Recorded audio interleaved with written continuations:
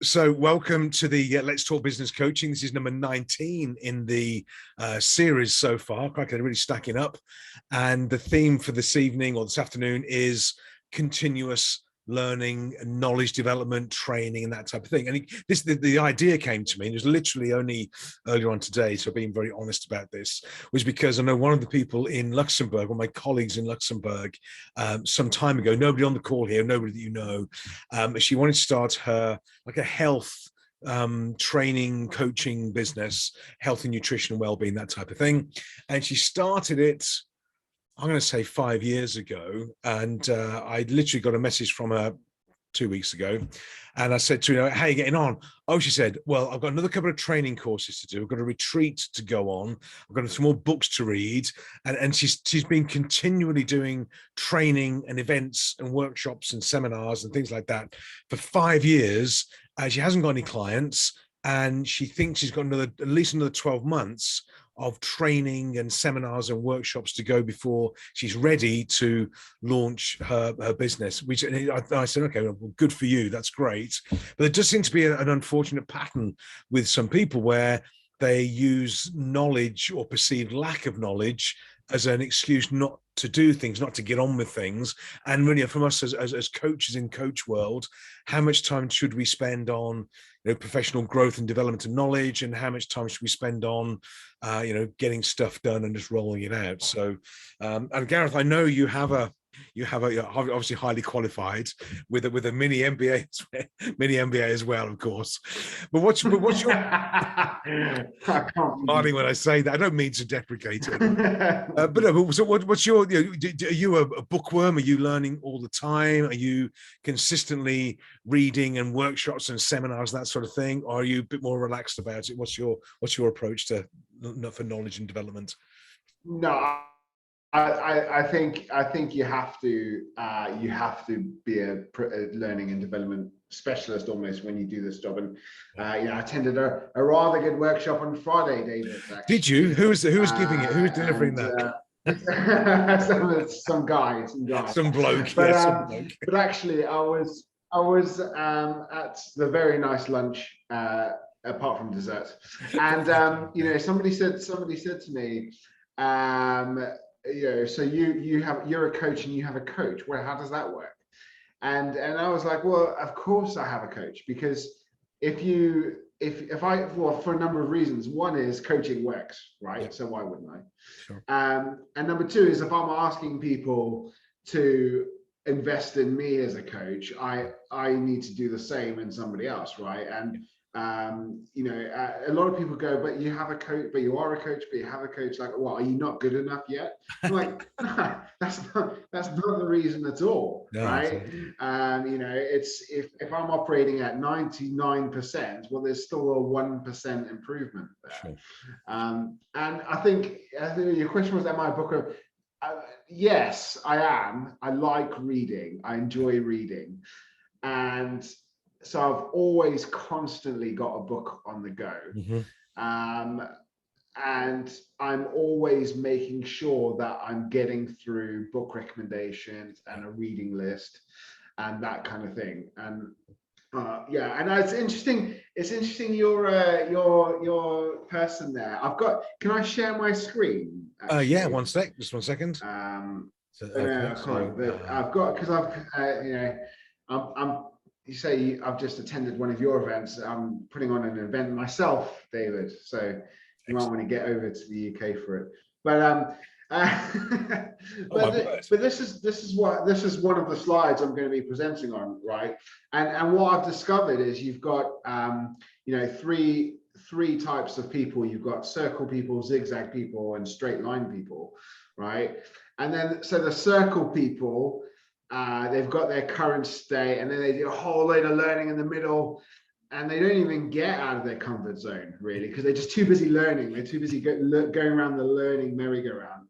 And then you've got zigzag people who do a bit of learning. They might learn something else. They get out of their comfort zone. They go back to learning, right?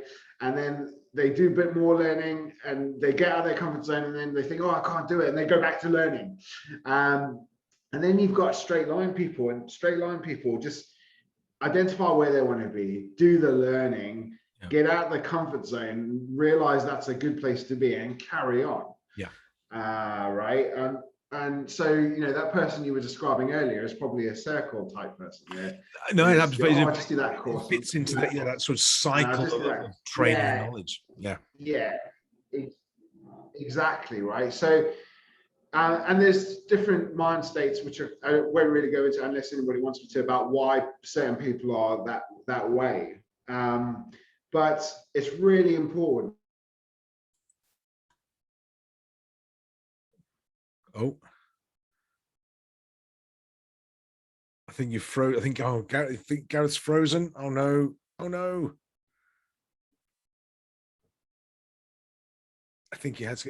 Is it just me, or is Gareth frozen for everybody else? Yeah, frozen. Yeah, Gareth is frozen. You just said the really important thing is. I know, it's just great, but hey, this is it, and then he's gone. He's just holding us on the cusp. He'll be back. He'll be back in a minute. I think. I hope. I think, but it is interesting. Just while Gareth's Wi-Fi catches up, is that sort of little triangle model on there Gareth's got, very interesting, because that's what this lady is doing, I think, and just continual learning. In fact, I think it's disappeared completely now.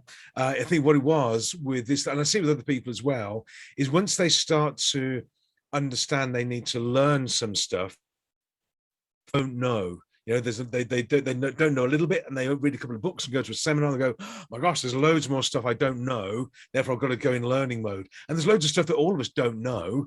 But I think it's for many of us, I think we tend to be okay with our level of knowledge. We just go out there and get on with it. We learn all the time, but we don't hold ourselves back as a consequence. So didn't we just see if Gareth's coming back in again? He's disappeared completely now.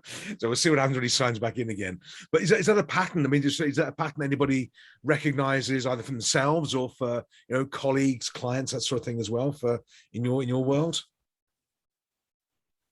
Okay, Kev, you spent Friday in the car park at the British Rail Station, didn't you?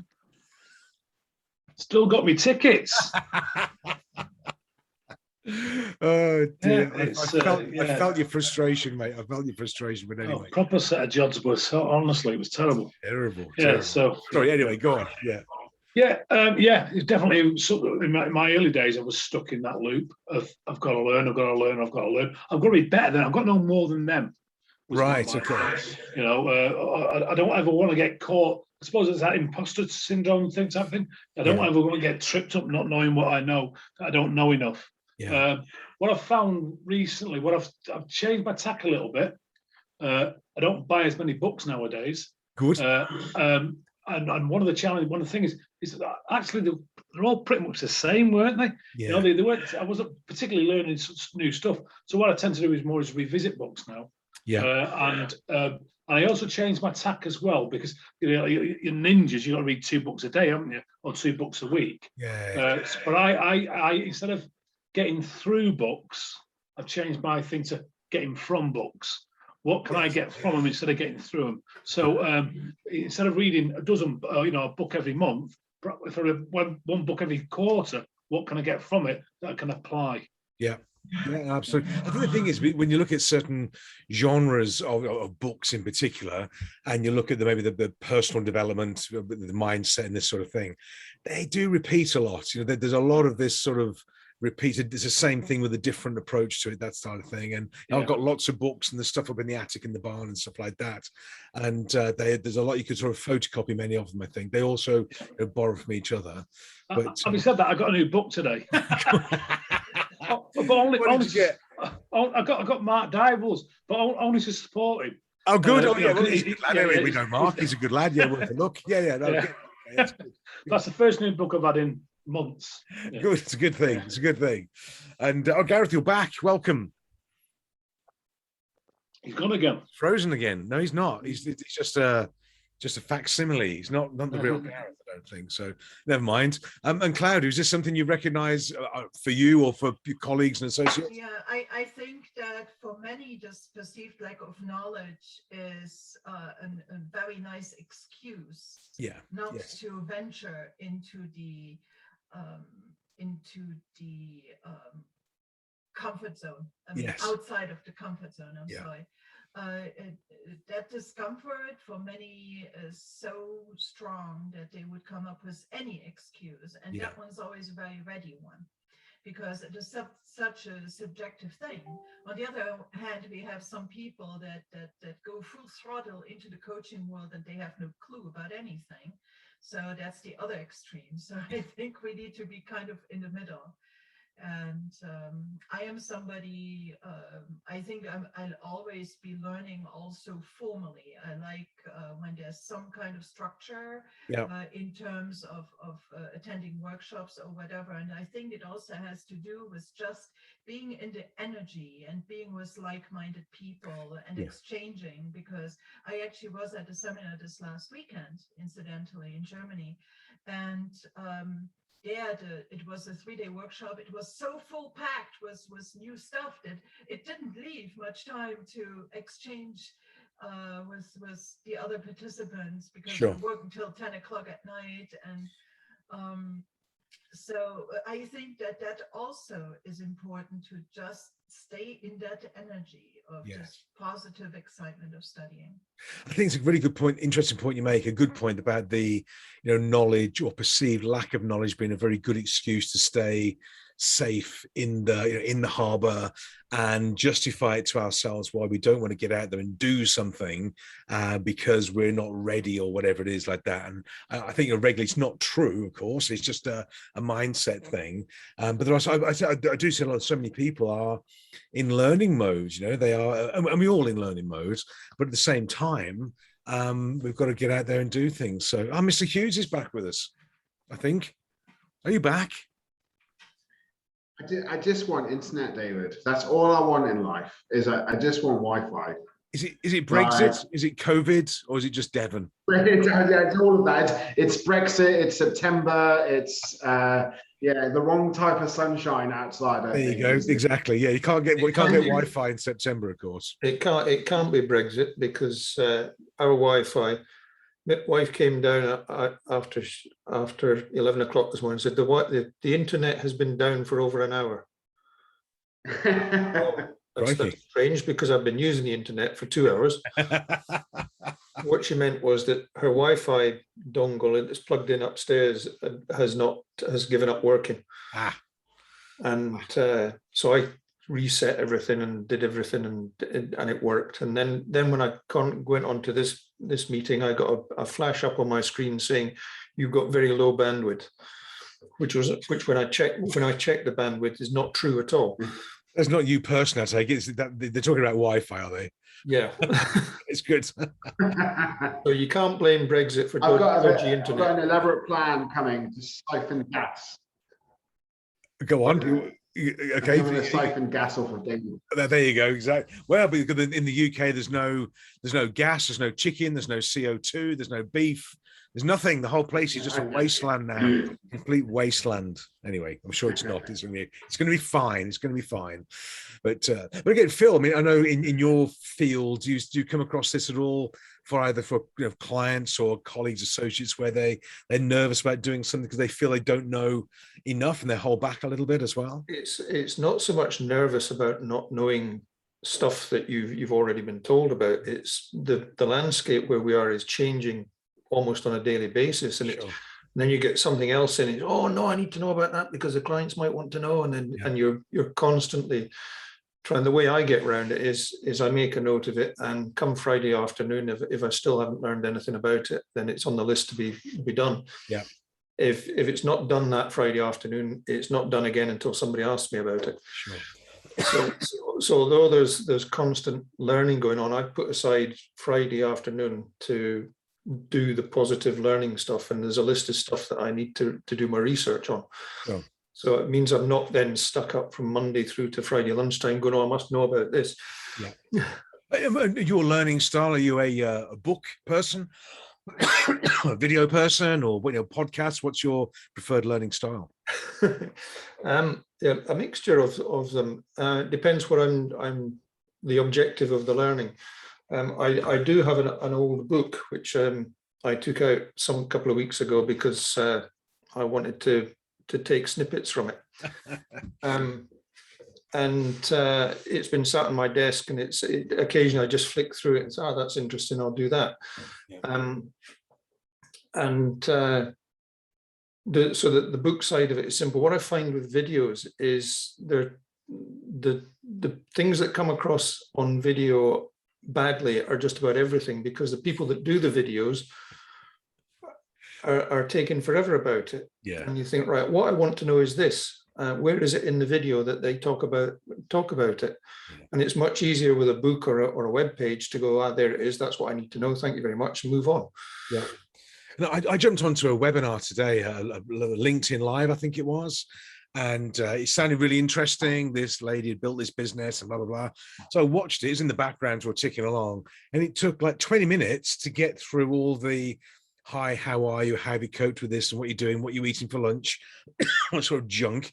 And then they got onto the business side, and nothing was given away at all. Then after another 20 minutes, it became, well, okay, so to find out the real details, you want to sign up on this particular training program and give us your credit card details. And all it was a blooming sales pitch to go onto some other training program, which is really sort of disappointing, because you think they're going to give at least some tips and bits and pieces away. So yeah, I agree. Video can be tricky, but I find, again, something for me, I find I learn not to structure particularly, but you watch a movie or whatever, and you can learn something from a movie or from a video or from something on TV, whatever it is. And I picked up recently, I saw a story I thought was, I put it into an article today on LinkedIn about Miles Davis, the jazz musician.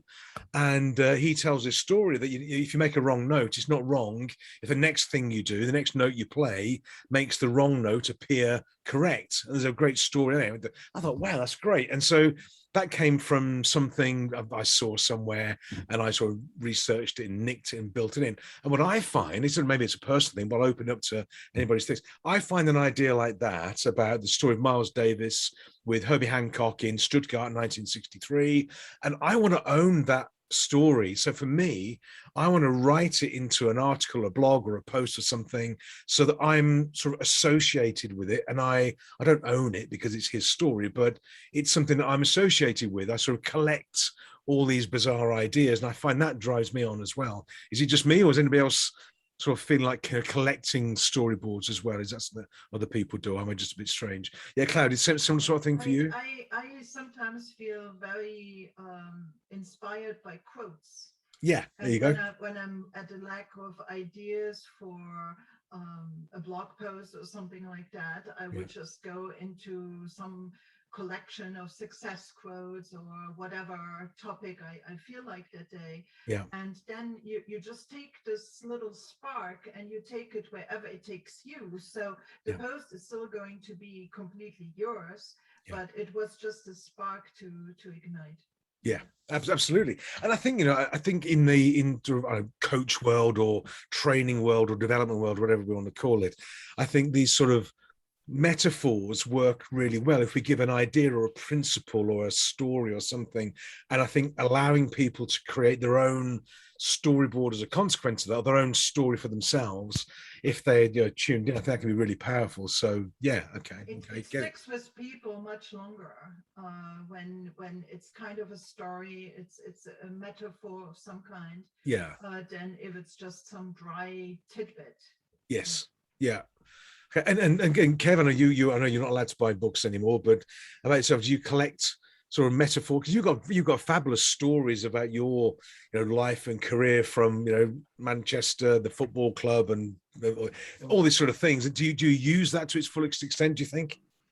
Yeah. I mean, the story I always tell was the one of George Best, because but it was something I learned from George Best, not that I met the star, because he asked me if I was any good at football, and I said, well, I'm okay, but I haven't got your natural talent. And he said to me, well, natural talent? He said, I don't know about that. I said, well, what I can tell you is that from the moment I could stand up, I had a ball. I was kicking a ball. Right. And the ball used to go to bed with me. I just played football all day long. And I use that then as a metaphor when I'm in coaching sessions. If there's something you want to get good at, so if you're telling me you're not very good at sales, or you're not very good at marketing, or you're not very good at leadership, show me a diary where your practice routines are. Yeah. And no one's got, no, it's not never in anybody's diary. No, sure, no, exactly. But I think, but these sort of things, they do sort of resonate with people if somebody gives this sort of storyboard across. I found a fabulous one that I use in workshops a lot, and it's to do with there's a town in Alabama called Enterprise, and it's one with the cotton crop was wiped out in the 1915 or something. The boll weevil, the bug, the beetle, wiped out the cotton crop. So they stopped planting cotton. They planted peanuts instead, saved the town. Everybody was happy about it. But they put a statue in the village or the town of this bug. There's a woman holding this thing above her head, a big plaque there. They're grateful to this thing that wiped out the cotton crop. And it's this sort of, it was really bad, but actually they realized that the bad situation led to a very good situation, and we've got to sometimes don't avoid the negative things in life, because that's what enables the positive things to happen sometimes. And these sort of things I find really powerful, inspirational, and it's that sort of knowledge that I tend to look for, because I think we can find academic models and principles and constructs and all this sort of thing, strategies and tactics, all very good, but they're not very exciting. There's not much new out there anyway. But these more metaphorical type things I just find to be much more powerful. That's all. I think in the end we also have our own history in images and Yeah. metaphors. A lot of the things that we learned out of our own experiences intrinsically embedded in stories and pictures. Yeah. And so I think that we relate to it on a different level. Yeah. Less maybe of or a potentially more emotional level, rather than just purely cognitive. And that's a great point. That's a great point, because I mean, a lot of knowledge is sort of left brain logic, cognitive structure, logic and framework, whereas actually the things that move us the most tend to be more of the creative side, the story-based side of the brain. Absolutely. So and who's got a story or a metaphor about their own life or experience they will bring for their clients or into their own journey? Kev, you've got yours best in yours. Any other sort of storyboards for you to come along? No pressure. Yeah, I probably have. Just trying to think off the top of my head. And I did a presentation last week about me, so I should know this, but there's nothing coming off the top of mind. With systems, I've been talking about the Navy. Yeah. Firefighting. I couldn't go to a family do one weekend. Just come back off a holiday. I come back into my business, and it was Carno's. I'd left it too early. I shouldn't have gone on holiday so early, but into that business adventure. So come back, and I was just firefighting. So I said to my dad, all I'm doing is firefighting. And he said to me, look, son, he said, stop being an idiot. Find out who's got the matches and take them off them. Ah, there you go. It's a good point. Lessons in life and lessons in business. Yeah. So Phil, do you have any sort of stories that you relate to your clients or situations that you would so let's let Gareth back in again? Put on the spot. No, I can't think of any off the top of my head, to be honest. Anybody else's stories that have resonated with you? Anybody you sort of recognize as having an experience or a storyboard that has actually sort of influenced and moved you at all?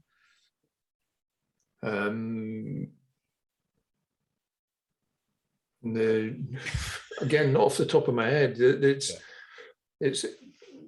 is like being in the middle of a marathon and being asked to do a sprint start. Exactly. Yeah, I know. He's no pressure. No pressure. For example, I watched all sorts of different either movies or people speaking, or a variety, not just the academic ones, not just the Simon Sinek's of this world and that type of thing.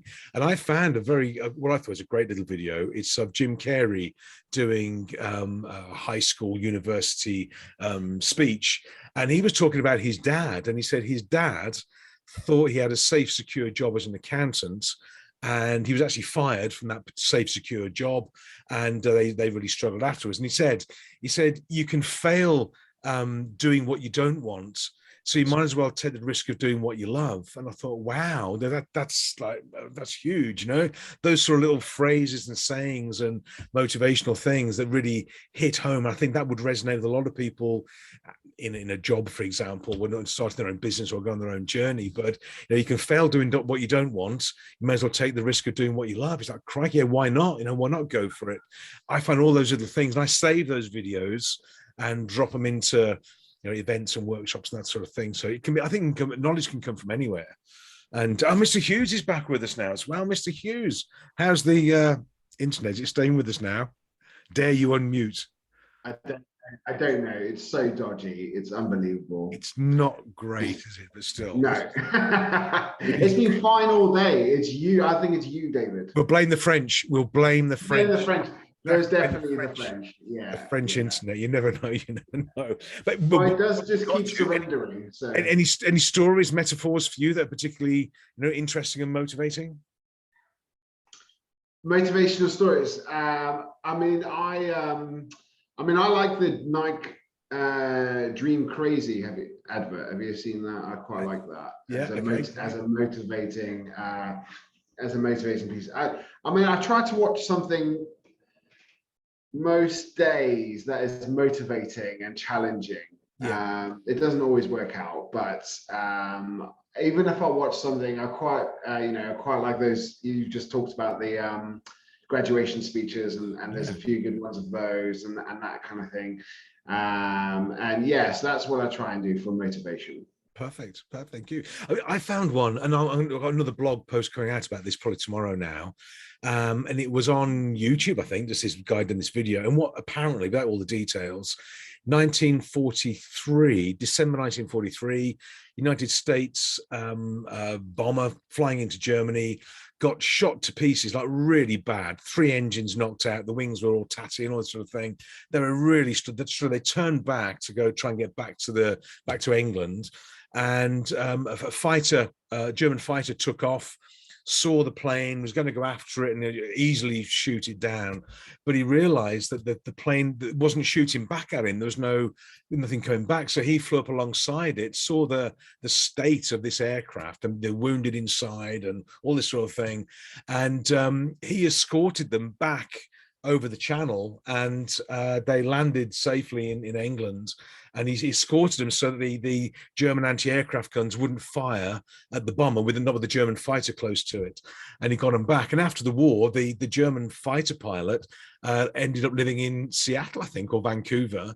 And these guys got together in the 1980s, and they were best friends. And you know, what a wow story! But it's like doing the right thing, not just doing things right, if that makes sense. So he actually thought he could, because if he'd have took that plane down, I think he would have got the Iron Cross for the number of people he'd shot out the sky, but he decided not to, and he escorted them back over the channel. It's like, wow, you know, in life and business, sometimes you've got to do things that are right, not just, you know, to make money and that sort of thing. We've got to do the right thing sometimes. So I find these sort of little. I don't need to read the blog now. Yeah, exactly. There you go. Exactly. But don't nick it until tomorrow. Don't nick it. I'll come. I'll be watching you. But I find those that sort of. It's funny you should say that, because it's funny you should say that, because I've got a blog coming out tonight, which is very similar. Stop it. You have now. So unrelated. Must just be. Go on then. Go on. I believe you. What's yours about? It's a good job I know you. I know where you live as well. I'm joking, of course. I'm joking. So knowledge-wise, what are your thoughts around? And Gareth, I know you and I, we joke about this and all that sort of thing. But what about formal qualifications? What are your thoughts around that? Do we need to maintain our academic standards of qualifications as well as all the the YouTube stuff and whatever? Is there a place for both, or is one more powerful than the other, do you think? Yeah, I think there is definitely a place for formal qualifications. Yeah. But I think it's a similar story. You can get too wound up with formal qualifications. I think you can do a undergrad, and then you can do your MBA, and then you'll do a PhD, and by the time you've done all that, you would have built a business and be exiting for multi-million pounds. So obviously there's a place, clearly. I think you just need to understand very clearly what you want to achieve. Yes. And do that, yeah, I think, yeah. Okay. So, Claudia, are you an academic? How is that MBA, by the way? Yeah, it's fun. The certificate's on the wall over here. I'm going to polish it up now. Oh, look, let me show you what I got. Is it in the toilet? Yeah. Look at this. We got this. Look at this little, it's a tin rocket with a friction wheels on it. We got it from Church Stretton, the antique store at Church Stretton. Are you going on bargain hunt or something, David? Yeah, we got this. It's a real roll. It's the 1930s. Look at that. Awesome. Okay, anyway, there we go. That's me. Another rocket for your collection. For the collection, you see, exactly. Fabulous, exactly. fabulous. Yeah, I am. I mean, I like formal qualifications. I mean, for me, why would I, after I already got a master's level coaching qualification from France, why would I now embark in some major undertaking in Germany? Well, for me personally, it's because I have a 20-year career gap. Sure. Because of my some health issues I Yeah. had. So I also want to give a little bit of a sense of confidence in qualifications that my potential clients can have. Yeah. Ultimately, I think if you are really meant to be a coach and you have the proper posture and professionalism and do your job right, ultimately, maybe you don't even need it to gain more clients if word gets around. Sure. However, I do think, though, that having a little bit of a more rigorous eye being put on your performance and going to workshops and practicing under very specific guidelines, it's important, because we sometimes don't know what we don't know. Absolutely. I mean, just like Gareth, I like to feed myself good stuff and TED Talks and whatever, but it's still my model of the world, and it doesn't get challenged. So yes. I think sometimes really, for instance, working through case studies and really needing to look into it, it's important. Yes, peer groups as well for coaches can have that kind of a role, but why not also specifically learn new tools and new approaches? We won't get more stupid because of it, right? Yes. Okay. No, I mean, it's interesting. I heard somebody talking about, I mean, I've been in the coaching business now for nearly 20 years, and he was talking about systemic coaching. Mm-hmm. And I thought, I've heard of, I don't know much about that. And I bought the book and I did some research, and I'm not an expert in systemic coaching, but it was an approach to coaching that I hadn't any experience of. I hadn't done anything with it. And what it taught me was that even after 20 years of doing this, there are always other branches and styles and types and concepts and principles we can build in. So it's that, not an academic achievement, but being open, I think, to the newer potential new ideas as well, perhaps. Because it's I always tend to think about it as having a toolbox with tools, or having a larger box with more colored crayons, right? Yeah. Maybe in the beginning you have the 12 set or the 24 set, and then you go to the 72 set. There's always more intermediate color, more granularity to really pull the right tool for that client at the right time out of your bag of tricks. Yeah. I mean, it's not tricks, obviously. No, sure, but I know. Out of your methods and tools that you can do, and I find it very challenging and exciting. I mean, for me, it's something I do with passion. So it's nice that more and more things like that are available to us. Yeah, okay. But it takes effort. I mean, you have to drive 500 kilometers into Germany for a 3-day workshop. It costs money, but it's so fantastic when you do it. Excellent. Okay, good for you. And Phil, are you an academic person or just a more fact-based person and learning on the job as you go along? I'm learning on the job as I go along some of the time, but I ended up in law having left school. It's not something I wanted to do. It's something I sort of was pushed into and fell into. Yeah. Got bored with that and joined the Air Force, and spent 10 years in the Air Force working my way through the administration branch. and then decided to do a degree in computing with the Open University. So, but that was after I'd done a tour in computing with the Air Force. Right. Okay. The military, as Kevin will know, is when they assign you to a job, they tell you to go on a course beforehand. Right. And when you arrive in the new post, you're the expert because you're the one that did the course most recently. Right. Okay. So for an IT tour, a computing tour in the Air Force, I did a 12-week COBOL programming course. Right. Okay. Now, there was a lady who used to do songs of praise. Can't remember her name, but she was employed by IBM to front all the teaching videos on this COBOL course. Right. Okay. So you're sitting down watching this video, thinking it's songs of praise. Harry Seacombe's going to turn up any minute. But the programming part of it was he ended up trying to beat everybody else's programming achievements because you could see everybody else's answers. But that was they teach you before you do the job, whereas in the rest of the world, you're told to do a job. The chances are you're probably only partially qualified to do it. Yeah. But there's no formal training course before you start. Right. And a lot of it is learning on the job, learning from your colleagues, your superiors, your team members, and getting going. If you can't work as a team as a team member in those situations, you're going to struggle. Absolutely, yeah. Which is slightly worrying when you're dealing with weapon systems and that type of thing, trying to figure it out as you go along. But do you also find, I think maybe for all of us, I think you're picking up on Claudia's point around the crayons in our toolkit, that when we do get to a certain sort of level of knowledge, which is, I suppose, adequate, because for me, providing I'm it's like ahead of my clients. I don't mean that in a patronizing way, but if I'm learning more at a faster pace than my clients, I don't need to be at the end. I just need to be ahead of them. And I'm sort of leading the pack a little bit, able to think and give ideas, concepts and principles. It's continuous, but I don't need to be 20 kilometers ahead, just 100 meters ahead is sometimes enough as well. It's a concept of having sufficient knowledge. Yeah, without necessarily being an expert. I wouldn't say jack of all trades as a master of none, but you have to have sufficient knowledge to be credible. Yes. Yeah.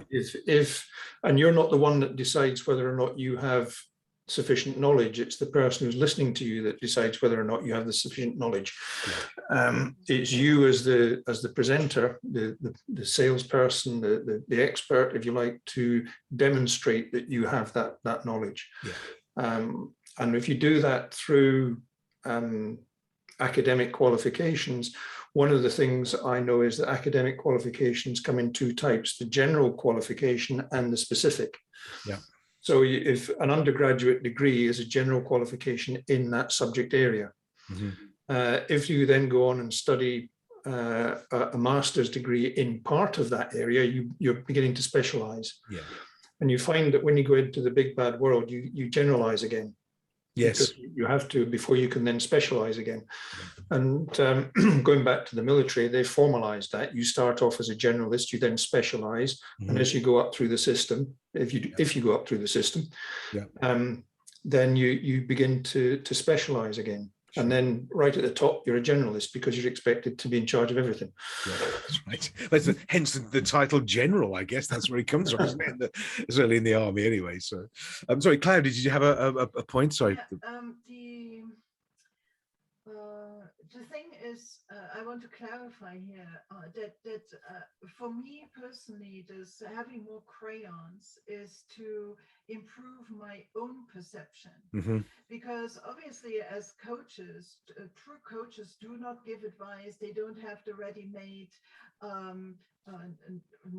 possibly knowledge-based solutions. Yeah. We are just people who accompany and guide, and that guidance ultimately is super simple. Yes. Right? But the way that we achieve it is through asking questions. And I think that the more I know, it's not necessarily that it looks very different for the client, or that I pull new, like, fabulous things, gimmicks out of the bag, but it informs me about which question to ask. Yes, I absolutely. think that it fines tune my own perception. It doesn't necessarily look any different to my client. Sure. In any case, they wouldn't be able to distinguish if that question was a systemic question or something else, right? Yeah. But I think that the more I know, the more my model of the coaching concept is able to adapt. Yes. Okay. Yeah. Yeah. Yes. Very good point. It's interesting. I had a client early today, as it happens, and he sent me across a budget he'd put together for to the end of the year. He's got 3 divisions in the business, all this sort of thing. It's quite a complex. And he sent his budget across, and he said to me, we got on the call. He shared his screen, and he said, what do you think about the budget? And he's like, well, I got to coach you out of that one. And it's because, sometimes certainly doing what I do, I think is the sort of, there is coaching, there's also a bit of consulting, there's a bit of guidance, this sort of thing. And the way around it, I said to him, so I tried to frame it as a question. I said, well, if there was an error in box like E35, would you be able to figure it out? And of course, there was a glaring error, and we found it. But I think there is this balance between sort of non-directional coaching, questions-based, exploring the concepts, the ideas, and enabling the person to choose their own direction. But there is also a place for, I think, as you say, knowing what questions to ask based on a higher level of knowledge, which achieves the right or the value in the relationship as well, to a certain extent. But I want to reiterate again that it is not directional in the sense that I have a solution in my head, and I want to steer you towards it, right? I mean, that is not, but just like being a little bit more faceted in the guidance that you can give, right? Yes. Because actually, I think that is not. Or recognizing when solutions pop up and letting them go in my own head is a very fundamental skill that coaches need to learn. And I have this image, and is that just like bubbles that rise up in a glass of champagne, you have to just see it and say, oh, how interesting, I have a solution, and just let it go, and then it pops into the ether when it reaches the top. Because really, I mean, my very fundamental belief is that only the solutions that the client finds are ultimately going to work for him. So I take my own solution thing, and I'm an engineer by education as well. I'm like the problem solver, right? Also from my personality, but I have taught myself to let it just go, let the bubbles just burst. But I think it's interesting. I think doing what we do, as you say, is that if I or you or any of us, we see the solution to something, it's our solution, but almost providing the client chooses their own solution. Doesn't matter what it is, actually. If they choose it, they'll make it work because it's their choice, their start. They're doing something illegal, immoral, or whatever, then we'll obviously guide them off the path. But there's lots of ways of doing things, and they can choose one that's right for them, and they make it work. And it wouldn't be the one that I would choose for me, but I'm not them by definition. So and also to be able to sit with the solutionlessness. Right, so that if they don't get it right away, not to try to push one or not to guide them or whatever, but that it's okay that at that point on their path they don't have a solution, and that they should actually sit with that solutionlessness, right, and just sit with it and accept it, and maybe under the shower tomorrow morning or next week sometime it's just going to pop into their head, and not to push it. And it can be, I mean, for me, sometimes it's not a comfortable thing. I have to literally consciously hold myself back. But that's right. What being a coach means. Right? Yeah. I mean, it's like trusting them or enabling them to trust themselves, that they do know their instinct can guide them, and they can choose the optimum solution for themselves. And trust the process. Yes, exactly. Trust the process. Yeah. Excellent, good point. So, Kev, are you an academic? I can't say it now. Are you academic? Are you a bookworm? What's your view on sort of formalizing education? What are your thoughts? No, I got a degree in plain truancy, so no, I was very good at not going to school. Yeah. So I don't think it's necessary. I've met some. I'm nothing against it. People can, you know, if you got you go and do your MBA and things like that, brilliant, great. But I don't think it's I've met MBAs, I've coached MBAs Yeah. who academically they're very clever people, but about living life, they're a bit slow on the uptake on that. And applying the stuff that they know. That's the key. They've got lots and lots of knowledge, but not necessarily good at applying it. So they've read lots of books, but they're not applying it. That's the challenge I have with the academic stuff. I don't think I could go and sit an MBA now. I don't think it's going to do anything for my career, though. No, I don't think so. It's one of those things. I think that a lot of people do these qualifications more for themselves rather than anything else, like a personal validation, whatever it was. I did mine, or did anything I did at college. And the reason was, I think, was I was the first person in our family ever to have done anything academic. So it was like, wow, this is great.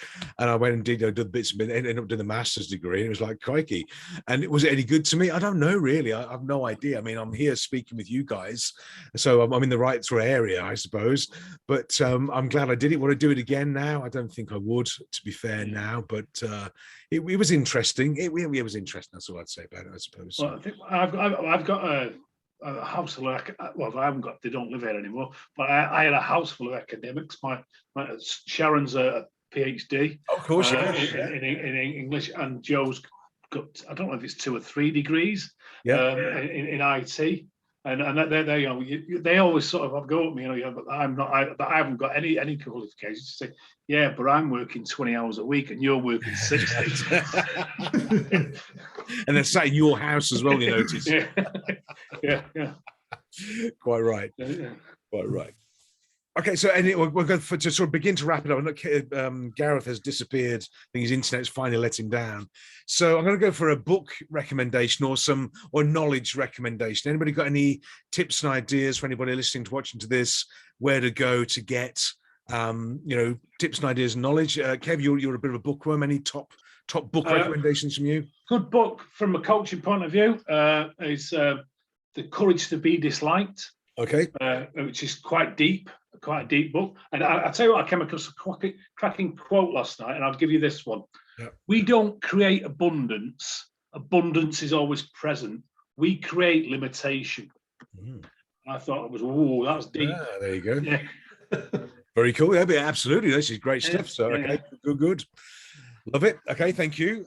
Phil, book recommendation or an area to go and gather knowledge and ideas? What's your top tip? Well, there's 2 or 3 podcasts tend to be good, but you've got to get them out. I don't mean the video casts. I mean the listening ones, because the video ones you tend to crash the car. Yeah. But the podcasting, so someone like Spotify, or if you're in the UK, BBC Sounds. Yes. Okay. Is pretty good. I also use Audible because I like listening to books. Yeah. Rather than reading them. And the only problem with listening to books is that you have to go at their pace. You can't think, right, I don't need to that particular page is waffle, move on to the next page. You have to listen all the way through. Yeah. But those are the sort of places I would go for finding stuff. Okay, excellent. Any books on your shelf that are miraculously brilliant that you just point to and say, get this, it's really great? Oh, I thought he was going to go for my book then. You're so close. No, I'm going for this one, which is Robert Cialdini's follow-up to his book that you've all read. This one's called Persuasion. Yeah. And it's all about convincing people. Excellent. Before they've even thought about it. There you go. Is the shortest summary I can make of that book. And I've got another one here. No, go to the right. Go to the right, not the left. The right. The right. Why is your book on the shelf or something? Keep going. No, that's another one here. That's his placemat. This is not a bad book. And okay. It's all about getting people to do what you want them to do. Okay, that'll do it then. And it is based roughly on online marketing, but essentially the principles are convincing people to do stuff that they didn't know they wanted to do. just by using calls to action. It's Brian and Jeffrey Eisenberg. I'm now a connection of Jeffrey Eisenberg's on Twitter and Facebook. And he's quite an interesting guy. He also wrote a book called Be Like Amazon. Ah, right. Okay, I've come across that one. So yeah, understand. Yeah. So if you want to know about big business and how that can translate into small business, yeah, the book Be Like Amazon is pretty good. Fabulous. Thank you. And those two other white books on the shelf, any good or not worth a mention? What you mean? Light grey ones. You mean this collection? There you go. Oh, look at those. Who's that by? I mean, there in the end. This one's quite interesting. There you go. That's it. Perfect. Who's that guy? Oh, that's Dave Holland. My goodness me. There we are. Brilliant. Thank you for taking the bait. You're very kind. Well, now you guys have already mentioned it. I was just about to pull it off the shelf. Oh, you can do it again. It's okay. No, I'm joking. Yeah, I would like to suggest two. One is Deep Work by Cal Newport. Okay. It's very interesting in that we should try to become more aware of our level of focus and our level of concentration when we actually do deep work. We live in often a disruptive world and a world of busyness, right? And so, and he sees it also in the life of academics in particular, but I found it very interesting for pretty much anybody who has to do some intellectual work. Okay. The other one is Mindset, by Carol Dweck, of course. Growth mindset versus fixed mindset, and how it can translate in very, very practical terms. Okay. And those are incidentally books I have revisited, just to go back to what Kevin said earlier, because there's always tidbits, again, just they're all marked up and stuff now on my bookshelf, and just not reading them cover to cover, but just revisiting sections.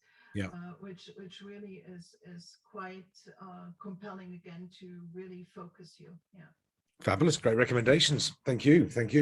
I've been while you've been talking, I've been thinking as well. So give me some time. I'm going to go for a book recommendation and a video recommendation. The book is a book that I'd say changed my life, but it made me think in a different way. And it's called Fingerprints of the Gods by Graham Hancock. And it's all about an alternative view of Egyptian history, basically. All it taught me, whether the book's true or not, but it taught me that there is a different way of looking at things. And I thought, wow, being an engineer, myself, Claudia, taught to think in a straight line, systemized, structured approach to things, inputs and outputs, that sort of thing. And this taught me that actually there could be a different take on things, which was really powerful for me back then. So Fingerprints of the Gods by Graham Hancock. And video, I'm watching currently on YouTube. There's a series of videos by a guy called Mark Felton, and he does lots of 10-15 minute videos, a lot of it about sort of Second World War or military, but really, stories you've never come across. So there's little metaphors and things like that. Why did America bomb Switzerland during the World War II, for example? Little stories of the reasons, that type of thing. So I found that very interesting from a metaphorical point of view. On the video, Mark Felton, really, really good. And then the Graham Hancock Fingerprints of the Gods with the book recommendation. So there we go. All right. Well, I think that we've got a barbecue in the yard. So even though it's cold, the barbecue is on by the smell of it. So that sounds encouraging. Any final points before we disappear for the evening? Anybody final thoughts, points, or any ideas of a bit of inspiration for people? Going back to Gareth's his slide, the PowerPoint slide at the top, the circle of learning. The other one that comes into that is the person who thinks that they need to know more about it, and the more learning they do, the more learning they have to do on a particular subject, and they become so expert in it they can't explain it to anybody. It's totally useless, and then it becomes obsolete anyway, so they're out of a job whatever happens. That's why we have PhDs working at McDonald's, because it's all moved on there. They can't keep up with it anymore, but still. I really think it's finding the right balance. Right? Yes, that's a good point. You don't want to be underqualified and not do good by your coach, by your client. Sorry, you have to know what's what, and then on the other hand, you shouldn't and I like the way that you phrased it. That's why I say it again. Your perceived lack of knowledge holding you back from even helping people. Yeah, absolutely. Great points. Kev, any final gems of wisdom from up north? I'll give you my gem of wisdom. I was giving that quote. Is that it? Just okay, right, got it. Yeah. Thanks for that. Right, excellent. Play around with it tonight. I learned. I saw the quote last night, and I woke up thinking about it. Right, okay. There's depth to it. There's depth to it. Yeah. Okay. So abundant. Yeah, we don't create abundance. Right, got it. Abundance is always there. We create limitation. Fantastic. Yeah. Okay, well, on that note, good to see everybody. Gareth hasn't appeared again, so I think his internet playing up. We'll get a message from him later in the week. I'll see you guys same time, same channel next week. And thank you for participating. Have a great week, and bye for now.